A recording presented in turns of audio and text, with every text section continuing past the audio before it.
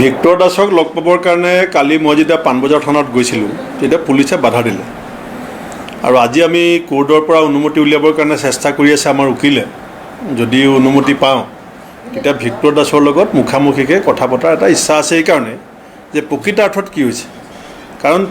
এই চাকৰিৰ নিযুক্তি বিষয়টোত ব্যাপক দুৰ্নীতি হোৱাৰ সন্দেহ কিন্তু চাৰিওফালে ঘনীভূত হৈছে ইতিমধ্যে ছ'চিয়েল মিডিয়াত মই আপোনালোকক অলপ পাছত দি দিম কেইবাটাও ফেচবুক আপডেট মই পাইছোঁ যে তেওঁলোকে এটা প্ৰত্যক্ষ যিসকলে ইণ্টাৰভিউ দিছিলে যিসকলে চাকৰি প্ৰাৰ্থীসকলে কিন্তু নিজৰ নিজৰ ফেচবুকত ইতিমধ্যে কিছুমান অতি স্পৰ্শকাতৰ বিষয় উদঙাই দিছে এতিয়া জিগ্নেশ মেৱানীয়ে যেতিয়া এটা টুইটাৰত আপডেট দিছিলে তেতিয়া অসম পুলিচ 2000 কিলোমিটাৰ দূৰলৈ গৈ পেলাই জিগ্নেশ মেৱানীক গ্ৰেপ্তাৰ কৰিছিলে আজি যেতিয়া চৰকাৰৰ এই নিবনুৱা সংস্থাপনৰ বিষয়টোত যেতিয়া দুৰ্নীতিৰ অভিযোগ এটা আহিছে তেতিয়া চৰকাৰৰ দায়িত্ব কি আছিলে চৰকাৰে তেওঁলোকক মাতি আনি সোধপোছ কৰিব লাগিছিলে যে তোমাৰ এই সন্দেহৰ ভিত্তি কি আৰু সন্দেহৰ যিখিনি ভিত্তি তেওঁলোকে দিছে তাৰ ওপৰত এটা অনুসন্ধান হ'ব লাগে তাকে নকৰি যিসকলে সন্দেহৰ আঙুলি টোৱাইছে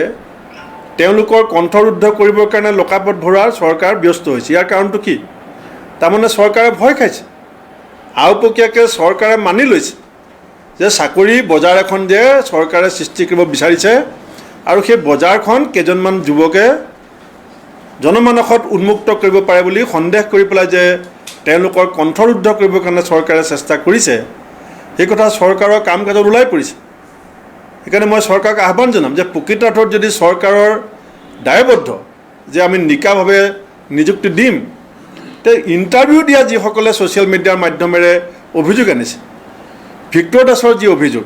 সেই অভিযোগখিনি তদন্ত কৰাটো চৰকাৰৰ প্ৰাথমিক দায়িত্ব হ'ব লাগে অভিযোগ অনা মানুহজনৰ ওপৰত শাস্তি দিয়াটো চৰকাৰৰ দায়িত্ব হ'ব নালাগে আজি কেইজনমান ব্যক্তি এৰেষ্টো কৰিছে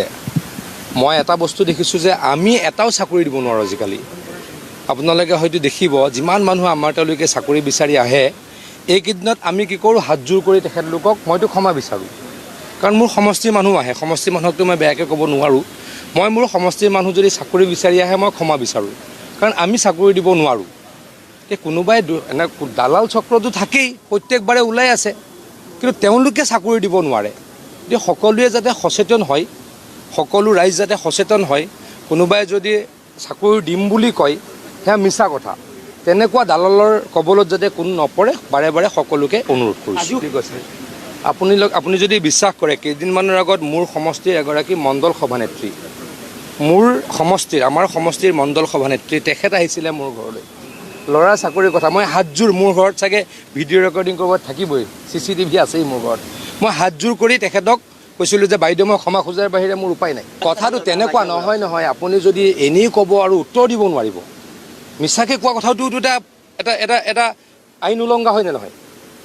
মিছা কথা কোৱাটো আইন উলংঘা হয়নে নহয় তেখেতক বাৰে বাৰে কোৱা হৈছে যে নামকেইটা কৈ দিয়ক তেখেতে নাম ক'ব নোৱাৰে